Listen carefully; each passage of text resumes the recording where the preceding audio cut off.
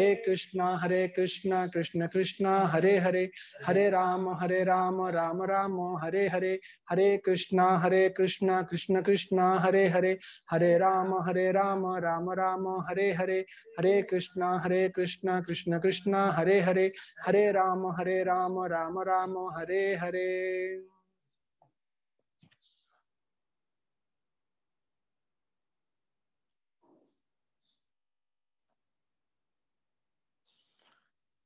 तो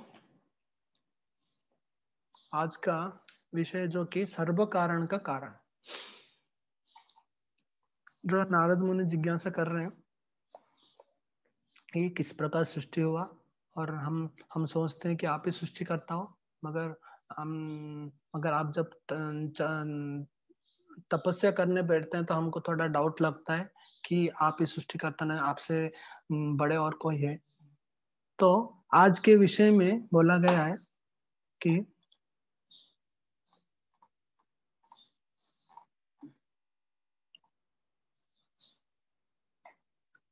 तो इसका अनुवाद मेरे दोहराइए। समस्त शक्तियों के नियंता भगवान अपनी ही शक्ति से नित्य काल समस्त जीवों के भाग्य तथा उनके विशिष्ट स्वभाव की सृष्टि करते हैं और फिर स्वतंत्र रूप से उन्हें अपने में विलीन कर लेते हैं।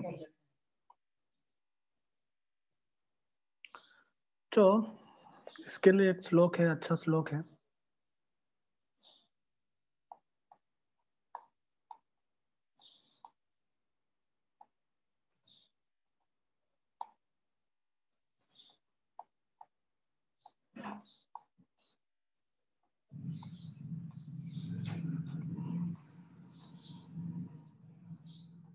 चित्रकेतु महाराज जो कि संकर्षण भगवान को स्तुति कर रहे हैं, क्योंकि हम जो भागवत में जितने स्तुति हैं सभी स्तुति को हमको आदर से ग्रहण करना चाहिए। ग्रहण करने से उन स्तुतियों को हम ग्रहण करने से ही हमारा कल्याण होगा। इसलिए चित्रकेतु जो कि संकर्षण भगवान को स्तुति कर रहे हैं, बोल रहे हैं तब विव खड़ु भगवान जगत उदय स्थिति लयादीनी विश्व सुजते अंश अंशाम तत्र मनुषम प्रधंति पृथक अभिमत्या। तो ये छठा स्कंद का 16 अध्याय का 35 नंबर श्लोक है। तो उसमें बोलते हैं जो भगवान हम सब भगवान का अंश है, जीव सब भगवान का अंश है। तो भगवान के जो भगवान का हम जीव सब भगवान का अंश है, तो भगवान के गुणों से हम एक हो सकते हैं, मगर उनके परिमाण में अलग हो सकते हैं। तो गुणों के मतलब हम भगवान ही सृष्टि करता है, हम भी सृष्टि करते हैं, क्योंकि भगवान हमारा भगवान का अंश है, इसीलिए हमको भी थोड़ा सृष्टि करने की हो सकता है, हमारा भी सृष्टि कर सकते हैं, मगर हम भगवान जैसे नहीं बन सकते। और उसमें कहा गया ममे बांसा जीव लोग जीव भूत सनातन मनसष्ट इंद्रियाणि प्रकृतिस्थानी कर सकते। तो हम भगवान का अंश है, तो हम भी सृष्टि कर सकते हैं। हमको भगवान स्वतंत्र दिए हैं कि तुम भी सृष्टि कर सकते हो, मगर भगवान पहले से सृष्टि कर देते हैं, वो सृष्टि को लेके हम आविष्कार करते हैं, बस इतना हमारा काम है, इतना ही। वो पिछले 2-3 श्लोक में ब्रह्मा जी बोलते हैं ना, ब्रह्मा में जो सृष्टि करने वाला भगवान पहले से ही कर देते हैं, मैं खाली आविष्कार करता हूँ। और आजकल के लोग, अल्प बुद्धि लोग क्या सोचते हैं कि ब्रह्मा जी सृष्टि करता है। तो ब्रह्मा जी सृष्टि करता है तो नारद मुनि जिज्ञासा बहुत उत्तम जिज्ञासा है। आप अगर सृष्टि करता है तो आप क्यों तपस्या कर? भगवान मेन सृष्टि का तो भगवान है, तो भगवान सृष्टि करके भी कभी तपस्या नहीं करते। भगवान किसको तपस्या करेंगे? वही तो खुद ही भगवान है, खुद ही एक ही ब्रह्म द्वितीय नास्ति। तो इसीलिए वो नारद की जिज्ञासा बहुत मतलब लोगों के कल्याण के लिए जिज्ञासा की है। तो हम एक्चुअली भगवान हमको जन्म क्यों देते हैं, भौतिक संस्कार क्यों देते हैं, संसार क्यों देते हैं? इसका मतलब है ये कि हम विभिन्न हमारे मन के अंदर विभिन्न कामना रहता है, तो इसको कामना को पूर्ति करने के लिए भगवान भगवान भौतिक संसार देते हैं। तो जब भगवान के पास हम रहते हैं, सृष्टि होने से पहले हम मतलब हम आध्यात्म में ही रहते हैं। जब भौतिक संसार में हम गिर जाते हैं, तो तभी हम हमारे अंदर त्रिगुण प्रवेश करता है, और त्रिगुण के अनुसार हमको काम करना पड़ता है। तो भगवान त्रिगुण के अनुसार ही हमको त्रिगुण के अनुसार ही हमको पालन करते हैं। जो दो प्रकार के लोग हैं, तो एक प्रकार के लोग हैं जो कि कामना करते हैं ज्यादा, मतलब काम वासना ज्यादा होता है, और दूसरे जो कि काम वासना को काम वासना से मुक्त होकर भगवान की भजन करते हैं। तो दोनों में से जब भौतिक दुनिया में भगवान सभी को भेज देते हैं, तो जो भौतिक कामना करते हैं, उनके अंदर काम वासना होता है, और विभिन्न देवता देवों को पूजा करते हैं, और उनका कामना होता है कि विभिन्न लोकों में जाना, विभिन्न एंजॉयमेंट करना। तो उनके लिए क्या करते हैं, उनके लिए दुर्गा को अपॉइंटमेंट करते हैं, उनके देखभाल दुर्गा ही करती है, भगवान खुद स्वयं नहीं करते। तो जब भगवान दुर्गा को भेजते हैं, तो तभी दुर्गा देवी भगवान की इच्छा अनुसार वो भगवान की सेवा करती है। हाँ,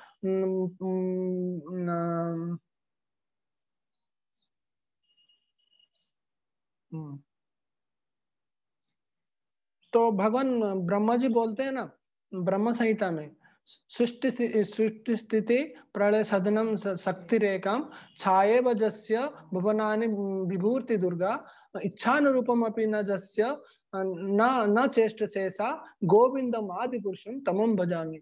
जो दुर्गा देवी है, भगवान की इच्छा अनुसार काम करती है। दुर्गा देवी को भी दुर्गा देवी के पास भी शक्ति है सब करने की, मगर वो भगवान की इच्छा अनुसार काम करते हैं। जितने मतलब दुर्गा देवी के पास भी भगवान की जैसे शक्ति है, मगर वो चाहती है कि मैं भगवान के अधीन में रहूं, भगवान के अधीन में रह के उनके सेवा करूं, और जो बोलते हैं वो करूं। उससे मैं बड़ा नहीं बनना चाहता, मैं उनके सेवा करना चाहता हूँ। तो इसी वजह से जो भौतिक प्रकृति में जो काम वासना करते हैं, तो उनका लक्ष्य होता है इंद्रिय तृप्ति। उनका लक्ष्य होता है कि इस भौतिक संस्कार को भोगूं। तो इनके लिए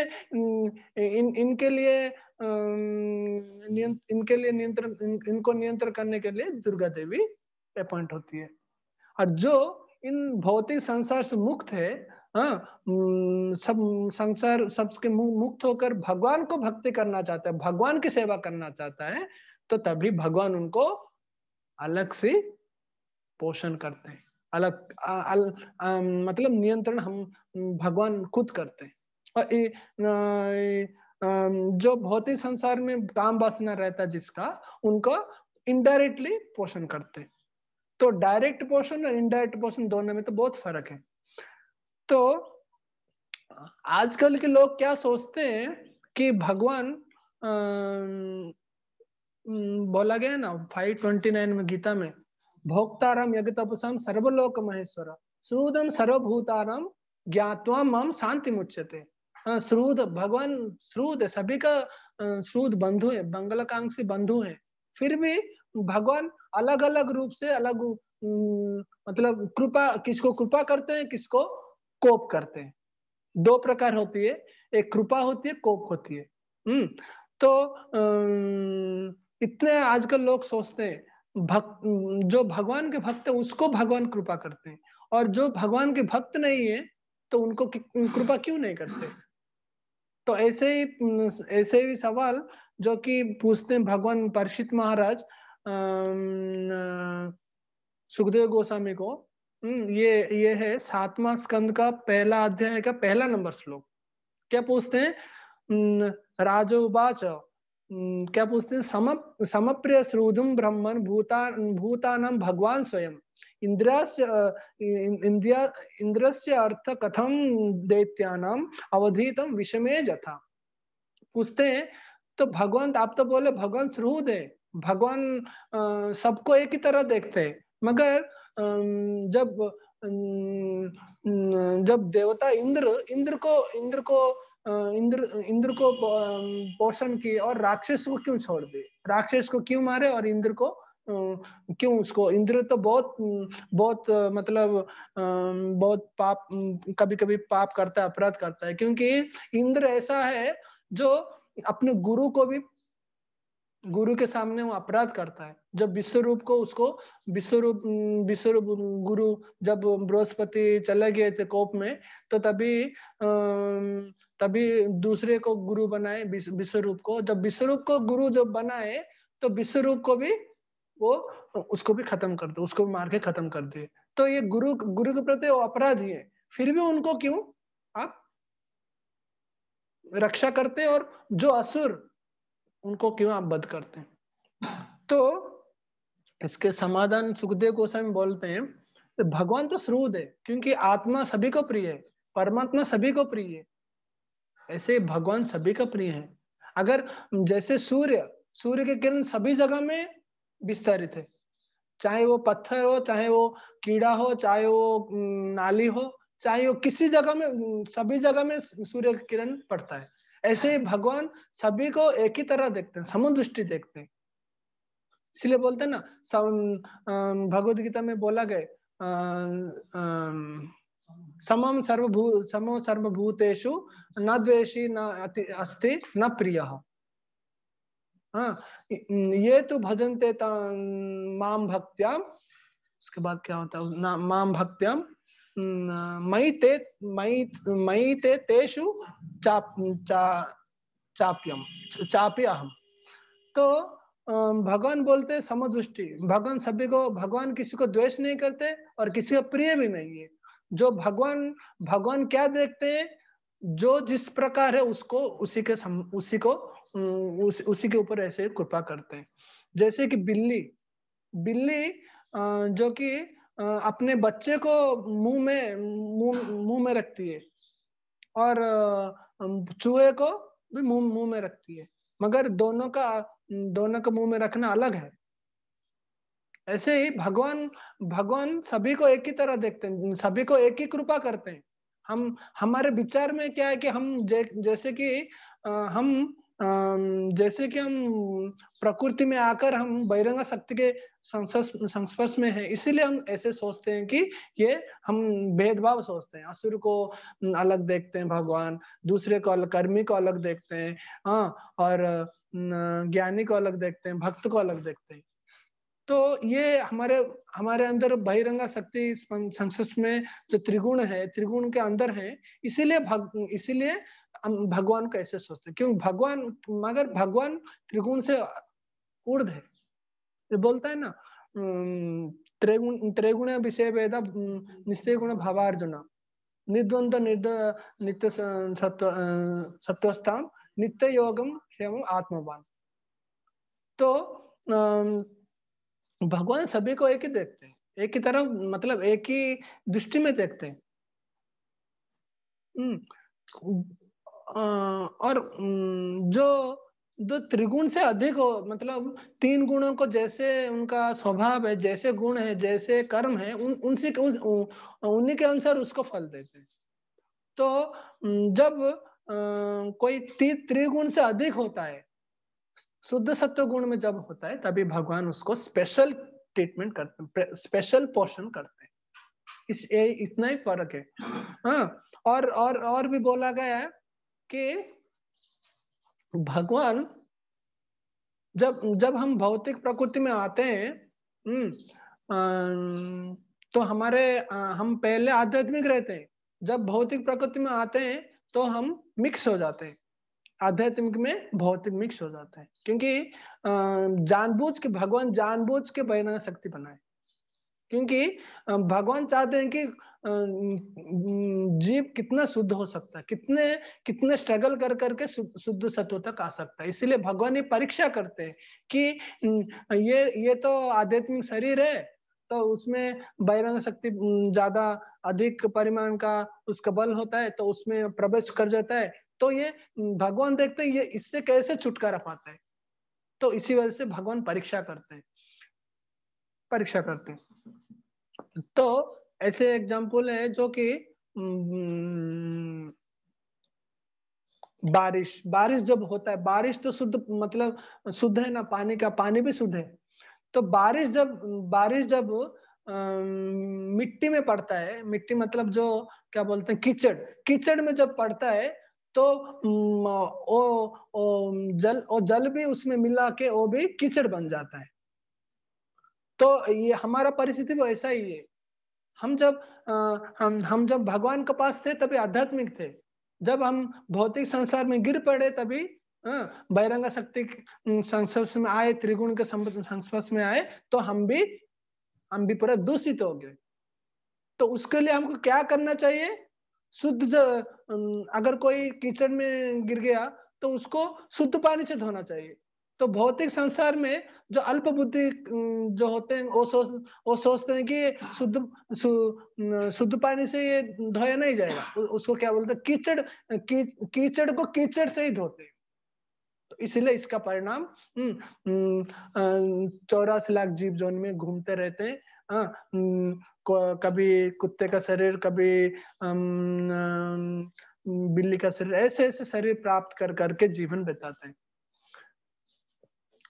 तो भगवान बोलते हैं मैं सभी को समदृष्टि हूँ। मैं ऐसा कुछ नहीं कि मैं भक्त को अलग देखता हूँ, अभक्त को अलग देखता हूँ। क्योंकि जो भक्त नहीं हो, जो भौतिक को भोग करना चाहता है, तो भगवान उनको सब देते हैं। देखिए दुर्गा देवी को जो पूजा करते हैं ना, उसको आप देखेंगे जितने बड़ी बड़ी मतलब धनी लोग दुर्गा देवी को पूजा करते हैं, क्योंकि दुर्गा देवी क्या करती है, दुर्गा देवी उनको बहुत पैसा देती है, बहुत मतलब धनी करवाती है। तो इसका मतलब भगवान ही कृपा कर रहे हैं उनको। उनका गुण गुण मतलब एक उसको पैसा दे देते हैं, मगर इनका मेन पॉइंट क्या है, वो भगवान को भुला देती है दुर्गा देवी। तो भगवान को क्यों भुला देती है? उनका गुण ऐसा नहीं, त्रिगुण से उर्ध नहीं है वो। उस मतलब हो भगवान की संपत्ति को ही भोगना चाहते हैं। इसीलिए उनको ठीक है, तुम संपत्ति तुमको धन, तुम जितने चाहे उतने धन ले लो, तुम संपत्ति भोग लो, मगर तुमको भक्ति नहीं मिलेगा, तुम भगवान को भूल जाओगे। तो भगवान को भूलने से क्या फायदा? जितने धनी हो, जितने कुछ हो, कोई फायदा नहीं। तो इस प्रकार दुर्गा देवी हमको मोहित करती है। तो बोलते हैं भगवान को भक्ति करने के लिए हमको आत्मा शुद्ध होना चाहिए, और शुद्ध सत्व जो तीन गुणों से ऊपर होके हमको शुद्ध सत्व स्तर को पर तक आके हम भगवान को जानना चाहिए। एक श्लोक है, रजस्तमो स्वभावस्य प्राप्तम वृतस्य पाप मनो। उसके बाद नारायण भगवती कथाम सुमति दृढ़ मतम, ऐसे कुछ श्लोक है। तो जो रजोगुण तमोगुण में होते हैं, वो उनको बोलते हैं पापी बोलते हैं, क्योंकि वो सब भोग करना चाहते हैं, मतलब भगवान का संपत्ति को भोग करना चाहते हैं, तो इसके लिए उनको भोगी बोला जाता है। तो संसार में कम से कम 4 या 5 प्रकार की व्यक्ति है। जो पहला है जो कि पापी है, जो कि पाप कर्म करते रहते हैं, हर वक्त पाप कर्म करते रहते हैं। हमारे जो 4 प्रकार के पाप है, जो मांस भक्षण करना, और निशा द्रव्य करना, और यौन संबंध रखना विवाह से पहले, विवाह से पूर्व, और उसके बाद दुष्टकीड़ करना। ये 4-5 प्रकार जो पाप है, वो तो नहीं करते, उसके बाद भी दूसरे बहुत सारे पाप करते हैं, क्योंकि पापी लोग क्या है कि खुद के लिए नहीं सोचते, दूसरे के लिए भी नहीं सोचते, खुद के लिए बुरा सोचते हैं, दूसरे के लिए भी बुरा सोचते हैं।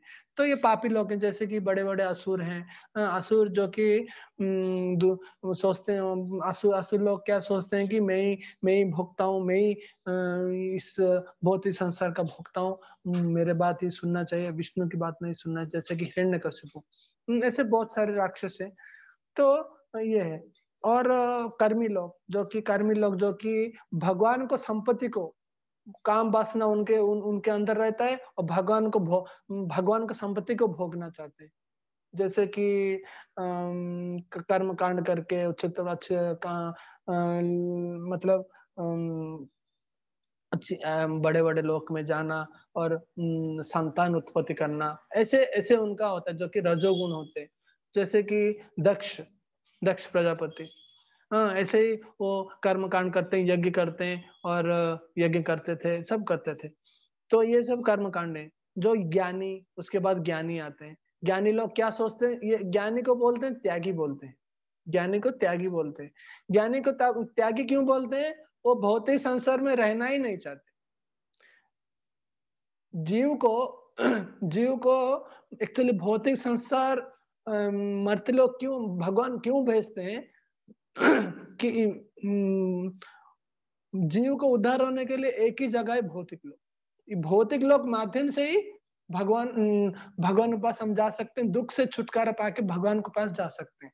और इसका स्वर्ग में हमारा मतलब वहां पे हम स्वर्ग में हम भगवान को प्राप्त नहीं कर सकते, क्योंकि स्वर्ग में बहुत सारे देवता हैं। इतने देवता होने के कारण वहां पे भोग ज्यादा है स्वर्ग में। इसलिए बोलते हैं ना, जो ज्यादा कर्म कांड करते, भोग करता है, भोग करना चाहते, वो स्वर्ग लोक में जाता है। तो स्वर्गलोक में भोग की अभाव नहीं है, सब भोग उधर है। तो जब भगवान को जानने के लिए, भगवान को अगर जानना चाहते हैं, तो भोग बीच में आ गया तो हम भगवान को नहीं जान सकते। और मतलब ये भौतिक संसार में ऐसा चीज है, जो कि हम भौतिक संसार को जान के, बिना त्याग करके, भौतिक संसार में रहकर भी हम भगवान को प्राप्त कर सकते हैं। तो ज्ञानी लोग क्या सोचते हैं, ये मेरे से नहीं होगा, ये संसार चलाना मेरे से नहीं होगा, और ये प्रकृति को देखना नहीं होगा। हाँ, सब उसको बोलते हैं, सब माया बोलते हैं उसको, ये माया, वो माया, वो माया। और खुद भगवान को भी माया ही बोलते हैं, माया जिसे माया, भगवान को भी माया बोलते हैं। तो ये माया के कारण वो क्या करते हैं, प्रभुपाद बोलते हैं कि पुनर्मूषिको भवो। जो एक छोटा सा स्टोरी है। एक चूहा चूहा है, जो कि बहुत परेशान होता है। बिल्ली उसको ये करती है, परेशान करती है। तो एक चूहा एक दिन एक साधु के पास जाती है, तो बोलती है, वो साधु बहुत मतलब वो बड़ा योगी योगी है। तो उसके पास जाती है, मेरा थोड़ा ऐसा कुछ प्रॉब्लम है, और मुझे इस प्रॉब्लम का थोड़ा आप सॉल्यूशन निकालो। क्या है? तो ऐसा ऐसा है, और मेरा मेरा कोई स्वतंत्र नहीं है, मेरा मैं चूहा चूहा हूँ, और मैं कुछ भोगना चाहता हूँ या कुछ करना चाहता हूँ, तो पीछे बिल्ली आ जाती है, मुझे खाने के लिए ये करती है। तो तुम्हारा क्या मर्जी है, तो मुझे बिल्ली बना लो। तो तभी योगी ने उसको योग शक्ति से बिल्ली बना देते हैं। तो बिल्ली जब बिल्ली आती है, जब बिल्ली तो कई कई दिनों बाद बिल्ली फिर आती है। तो अब क्या हुआ? तो बिल्ली बोलती है, मैं बिल्ली जब जब जब मैं जाता हूँ, घर घर में जाके दूध पीने जाता हूँ या कुछ करने जाता हूँ, तो बीच में कुत्ता मुझे दौड़ाती है, कुत्ते मुझे परेशान करते हैं। तो फिर उसको कुत्ते शरीर मिलता है, ऐसे कुत्ते शरीर मिलता है। उस कुत्ते शरीर मिलने के बाद भी कुत्ते बोलती है, मैं कुत्ते में सारे जगह में घूमता हूँ, ये करता हूँ, वो करता हूँ। हाँ, तो तभी बन में कभी कभी मुझे बहुत मतलब इस संसार में कुछ नहीं मिलता। कभी कभी वन में भी जाता हूँ, तो वन में मुझे शेर मुझे दौड़ाती है, शेर मुझे परेशान करते हैं। तो उसको उसको शेर बना देते हैं। तो जब शेर बना देते हैं, तो तभी शेर आती बोलती है, शेर आती बोलती है, मैं सब भोग कर चुका हूँ, मेरा ये संसार मेरा ही है। हाँ, मैं सबको मैं खाना चाहता हूँ। तो योगी बोलता है तो सबको खाना चाहते हो तो ठीक है, तो अभी अभी क्या बनना चाहते हो, अभी क्या इच्छा है, तो शेर बोलती है तो मैं आपको खाना चाहता हूँ। तो जब आपको मैं खाना चाहता हूँ तभी बोलती है तुम मुझे खाओगे, इसलिए तुम ये शेर का शरीर रहने से ठीक नहीं, तुम फिर से तुम चूहा बन जाओ।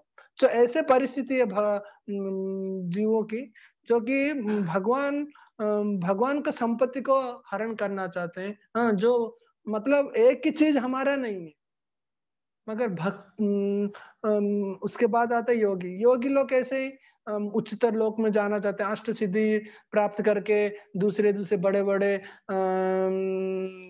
ग्रहों में जाके वास करते हैं। हाँ, अष्टांग योगी जो करते हैं, तो योगी करते हैं। तो उसके बाद आता है भक्त। तो मैं हलदर महाराज के लेक्चर में सुन रहा था, तो भगवान का जो सेवा करता है उसको बोलते हैं सेबी। एक तो पापी, दूसरे कर्मी, उसके बाद ज्ञानी, उसके बाद योगी, उसके बाद आती है सेवी। तो सेवी जो भगवान के हर वक्त सेवा करता है, हाँ, भगवान को हर वक्त सुबह 4:30 बजे मंगला आरती होती है, मंगला आरती से रात 8 बजे 9 बजे तक भगवान की सेवा में लगा रहता है। और जब भक्त सोता है वो भी उसका ही सेवा है, क्योंकि भक्त जब सब सोता है तो वो भी सोचता है कि मैं कल के लिए प्लान करता है, मैं कैसे कल सेवा करूं, कैसे भगवान प्रभु जी ने बोले मैं कैसे खिला दूं, उसके ऊपर वो चिंतन करता है, भगवान का स्मरण करता है, सेवा करता है।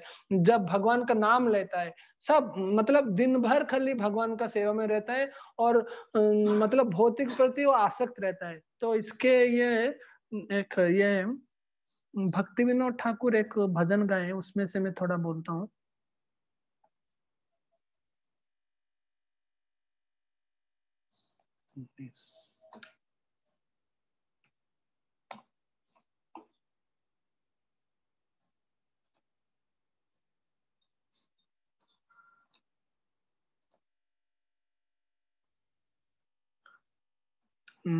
तो भक्त का कैसा स्वभाव है कि आमार बलिते प्रभु आरो केहु नाही, तुम आमार मात्र पिता बंधु बाई। भक्त लोग का क्या सोचना है कि हमारे मतलब भक्त लोग क्या सोचते हैं, हमारे बोल कुछ नहीं है, हमारा कुछ नहीं है, ये शरीर भी आपका है, सब कुछ आपका है, आरो किचु नहीं, मेरा कुछ नहीं है, ये मेरा जो धन है, परिवार है, भाई बंधु सब तुम हो।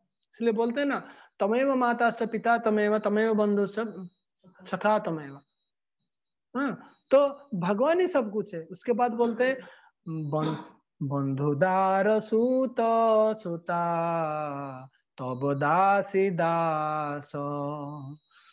आप ही बंधु हो, आप ही मतलब आप ही पत्नी हो, आप ही सब कुछ आप हो, आप हो। क्योंकि आप क्यों हो कि जो कुछ मतलब जीव भगवान का स्वाभाविक दास ही होता है, तो मैं दास का सेवा कर, मैं दास को संरक्षण कर रहा हूँ। तो मैं उसके बाद बोलते हैं धन जान गृह दार तुम्हारो बलिया। मेरे पास जो धन है, जन है, गृह है, और सब कुछ तुम्हारा ही है, मैं खाली उसका रक्षा कर रहा हूँ। मेरे पास जो धन है, मैं जो अर्जित मतलब उपार्जन करके जो धन मैं कमा रहा हूँ, वो मैं खाली आपका सुरक्षा दे रहा हूँ, बस। वो भी आपके सेवा में लगा रहा हूँ। यही मेरा भक्त का स्वभाव होता है। तो भगवान सभी को एक तरह देखते हैं। ये एग्जाम्पल है जो कि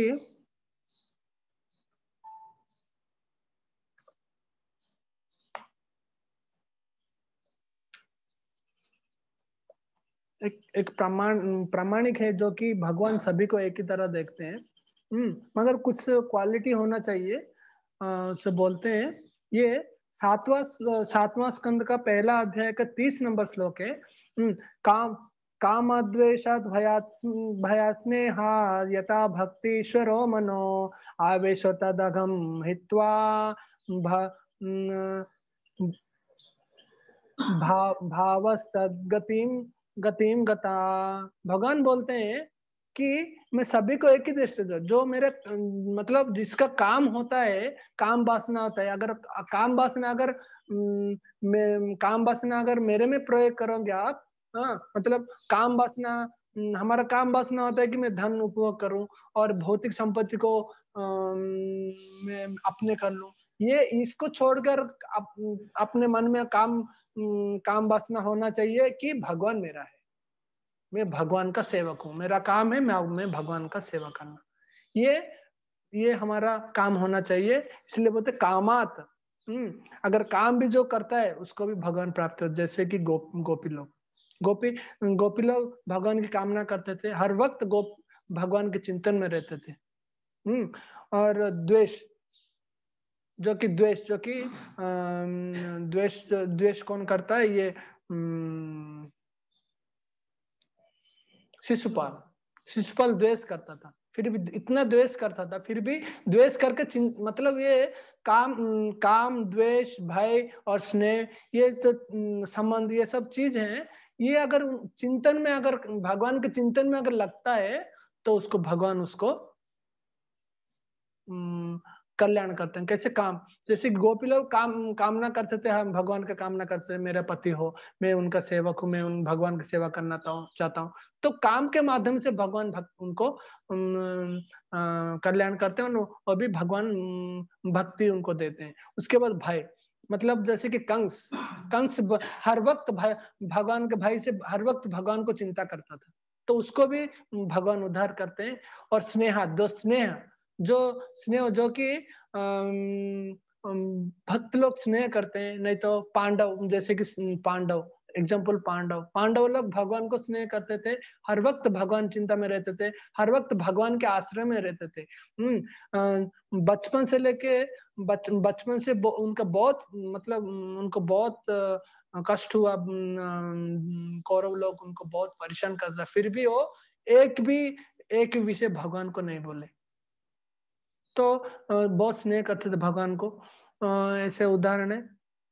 तो ये चार अगर भगवान के चिंतन में जो करते हैं, काम भाव से हो, द्वेष भाव से हो, या भय भाव से हो, या स्नेह भाव से हो, और संबंध भाव से हो, संबंध मतलब जो कि यदु वंश और बुष्णी वंश, ये सब भगवान के संबंध, भगवान की मतलब वो रिलेटिव से है ना, तो रिलेटिव उनसे सोचते थे भगवान हमारा भगवान हमको सुरक्षा देगा, हर वक्त भगवान में चिंता में रहते थे। तो इन लोग को भगवान सुरक्षा देते हैं। उसके बाद भी ऐसा श्लोक उदाहरण दिया गया, गोप्य कामात भयात कंस द्वेषात चेद आदय नृपो। ये 31 नंबर श्लोक है, सप्तम स्कंद का पहला अध्याय का। उसके बाद समन्दात विष्णयो, जो संबंध। उसके बाद स्नेहात जुयम मतलब भगवान भक्त, और भक्त्या वयम विभो, और जो भक्त लोग हैं वो भक्त, ये नारद मुनि बोल रहे, जो कि जब युधिष्ठिर जब राजसूय यज्ञ कर रहे थे, तभी युधिष्ठिर ने ये प्रश्न पूछा कि भगवान तो समुद्रदृष्टि है, मगर दृष्टि है, मगर सभी को अलग अलग क्यों देखते हैं? तो उसका सॉल्यूशन ऐसा ही है।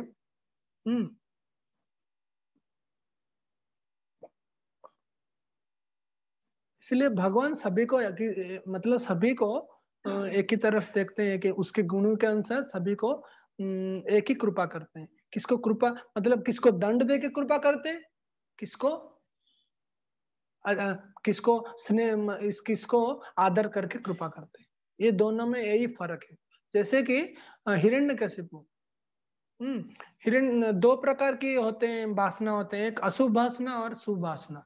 अशुभ वासना जो कि भगवान मतलब भगवान का संपत्ति को भोग करना, ये अशुभ वासना है। और शुभ वासना क्या है कि भगवान का भजन करना, भगवान का गुरु का सेवा करना, तो सेवक का आदर करना। तो देख जब प्रहलाद महाराज अपने माँ की गोद में थे, तो तभी नारद मुनि जो बोले थे, नारद मुनि जो बोल रहे थे वो सुन के वो उनको आदर करके वो शुभ वासना में चले गए और भगवान का भक्त बन गए। अशुभ वासना जो कि जय विजय भगवान का द्वारपाल, जो कि द्वारपाल जो कि वो क्या करता है, चतुर कुमार जो बोलते हैं उनको अस्वीकार करके वो भोग वासना होता है उनका, क्योंकि भोग वासना के कारण, अशुभ वासना के कारण वो हिरण्यकशिपु बन गए। तो दोनों के भगवान दोनों को सुरक्षा दिए। कैसे सुरक्षा दिए? जब भगवान एक तो भक्त को सुरक्षा देते हैं और दूसरे मतलब प्रहलाद को सुरक्षा दिया, क्योंकि प्रहलाद बचपन से भगवान का भक्त था और प्रचार कर रहा था, सब कर रहा था। और भगवान इसके अलावा भी हिरण्यकशिपु देखा कि ये मेरा बात नहीं सुन रहा है, तो उसको क्या किया, विभिन्न प्रकार के उसको जातना भी दिए, जो कि मतलब बहुत सारे कष्ट दिए, कष्ट को सहन किया, सहन करके भगवान की भक्ति में जुड़ा रहा। तो इसलिए बोलते हैं भगवान अजीत है। भगवान एक श्लोक आता है, छठा स्कंद का 16 अध्याय का शायद 35 होगा, 34। तो उसमें बोलते हैं अजीत अजीत समत्मति भी साधुर्भवान जीतात्म भवताम। उसके बाद आता है विजितास्तपि च सत्वानाम आत्मनो ही सॉरी अकाम आत्मनो ही आत्मदो अति करुणा। भगवान तो जीत है, अजीत है, किसी तो पराजित नहीं होते, मगर भक्त को भाव को देख के, भक्त को मतलब जब देखते हैं भक्त, भगवान देखते हैं भक्त, ये मन को, इंद्रिय को कंट्रोल करता है और जितने कष्ट आने पर भी वो भगवान के नहीं छोड़ता, तभी भगवान उसके सामने भगवान हार जाते हैं। जैसे कि हिरण्यकशिपु जैसे कि प्रहलाद महाराज बहुत कष्ट सहे, और कष्ट आता है ये पांडव में बहुत कष्ट सहे, फिर भी वो भगवान को नहीं छोड़े। ऐसे उसी प्रभुपाद पर्वत में लिखते हैं गोपी लोग, जैसे कि हर वक्त भगवान को गोपी लोग भगवान के बारे में सोचते थे और भगवान भी उनके बारे में सोचते थे। तो इसका मतलब भक्त भी जीत है, भगवान भी जीत है। भक्त भगवान के सामने जीतता है, भगवान भक्त के सामने जीतता है। तो इसलिए बोलते हैं भक्त जीत है। तो तभी प्रहलाद महाराज जब देखे इतना सहिष्णु हो गए, इतने सहिष्णु होके भी भगवान का भक्ति कर रहे थे, तभी उनको भगवान बहुत अति प्रिय हो गए। क्योंकि भगवान जब नरसिंह अवतार में आए तो तभी किसी का हिम्मत नहीं उनके पास जाना। स्वयं लक्ष्मी देवी भी उनके पास जाने के लिए डरते थे, क्योंकि लक्ष्मी देवी भी डाउट करती है भगवान नहीं और कुछ है, इतना अवतार, उग्र अवतार बोलते हैं। तो तभी प्रहलाद के एक स्तुति में भगवान, जो कि भगवान उनके सामने हार गए। जो कि इस संडे में मैं सुना था, गुरु महाराज बोल रहे थे, श्लोक कोड क्या है पता नहीं। हा? उसमें बोलते हैं कि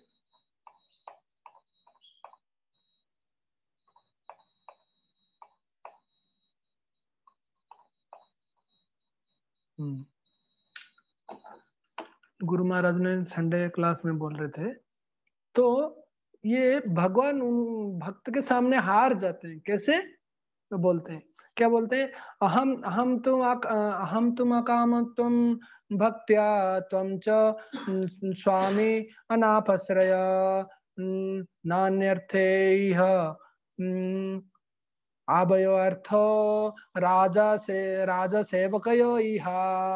कैसे कैसे भगवान ये हो जाते हैं। यहाँ लिखा है, ट्रांसलेशन लिखा है, oh my lord, I am your unmotive servant and you are my eternal master, and there is no need of our being anything other than the master and servant, and you are naturally my master, and I am naturally your servant, and you have no we have no other relationship। और बोलते हैं मेरा और कुछ relation नहीं है, आपका क्या रिलेशन है, तो आपका जो सेवक यही मेरा रिलेशन है, और बाकी जितने संसार में है उसका कोई रिलेशन नहीं है मेरा। मतलब हिरण्यकश्यप मेरा पिता नहीं, पिता तो आप ही, सब सब कुछ आप हैं। तो इसी श्लोक के वजह से भगवान पूरा जी भक्त के सामने जी मतलब हार जाते हैं। जैसे कि बलि महाराज के सामने भगवान हार गए थे, तो तभी तभी भी भगवान अभी भी बलि महाराज जो बलि महाराज के वो द्वारपाल हैं। तो भगवान भक्त भगवान के आगे जीत होता है, और भक्त भगवान के आगे जीत होता है। तो ये इसका मतलब है। तो एक तो सुरक्षा दिए प्रहलाद महाराज को, दूसरे सुरक्षा दी हिरण्यकशिपु को। कैसे? हिरण्यकशिपु को जब भगवान ने जब हिरण्यकशिपु पूछा तुम भगवान भगवान बोलते कहाँ है, वो बोले इस खंबे में भी है क्या, बोले स्वयं मतलब प्रहलाद महाराज स्मरण कर बोले हम भगवान, हम देख रहे हैं भगवान है। तो तभी भगवान आके भगवान जब भगवान का और हिरण्यकशिपु बीच में जो ये होता है फाइटिंग होता है, फाइटिंग होने के बाद भगवान जब उसको हिरण्यकशिपु बस में कर देते हैं, तभी उनका छाती ऐसे चीर देते हैं। तो छाती चीर के छाती चीर के फिर उसको छाती के अंदर ऐसे हाथ रख के ऐसे ऐसे करते हैं। इसका मतलब क्या है, भगवान बोलते हैं, मैं हल्दर महाराज लेक्चर में सुन रहा था, तो भगवान का मेन स्थान परमात्मा रूप में हर जीव में अंदर भगवान रहता है। तो भगवान रहता है, तो भगवान क्या क्या ढूंढने लगे हिरण्यकशिपु में छाती में, मेरे बदले यहाँ पे काम को क्रोध कैसे आ गया, तो उसको खोजने लगे भगवान, उसको छाती को चीर के। तो मेरे जगह में ये कौन आ गया। तो इतना भगवान असुर के हिरण्यकशिपु को ये किए, कृपा किए, दंड देके भगवान मैं पहले बोला ना, भगवान किसी को भक्त को आदर करके कृपा करते हैं, और अभक्त को जो कि पापी है, जो कि भोग मतलब ये संसार को भोग करना चाहता है, उसको भगवान दंड देके उनको कृपा करते हैं। क्योंकि जब दंड मिलता है ना, उसका शरीर ज्ञान भी आ जाता है और आत्म ज्ञान भी आ जाता है। तो इसलिए और धीरे धीरे जब दंड मिलता है ना, तब धीरे धीरे सब उसका जो पूर्व पाप है सब पाप कट जाता है। इसीलिए जो पापी है उसको दंड देना चाहिए। दंड अगर दंड नहीं मिला, अगर इस जन्म में उसको दंड नहीं मिला, तो उसके पाप का फल दूसरे जन्म में उसको भोगना पड़ेगा। इसलिए जो मतलब जो जीव दंड के अधिकारी है उसको दंड देना चाहिए। इसलिए तो दंड दिया, तो इतने दंड दिया, इतने किया, फिर भी देखिए भगवान उसको कैसे कृपा किए। जो आप नृसिंह देव के फोटो में देख रहे हैं, अभी इसके सामने देखिए, नृसिंह देव के सामने भगवान ऐसे चीर रहे हैं। तो जब हम भगवान फोटो को माला पहनाते हैं ना, वो माला उनको ही जाता है।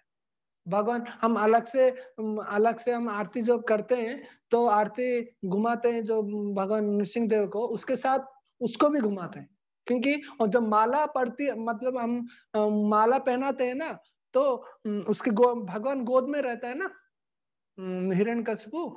तो हम जब माला पहनाते हैं, तो उसको भी उसको भी माला उसको भी स्पर्श करता है। तो भगवान कितने दया है। एक तरफ भगवान प्रहलाद को जब ये बात बोले कि भगवान को बस में कर लिए, तभी भगवान उसको गोद में बैठा के उसको चाटने लगे।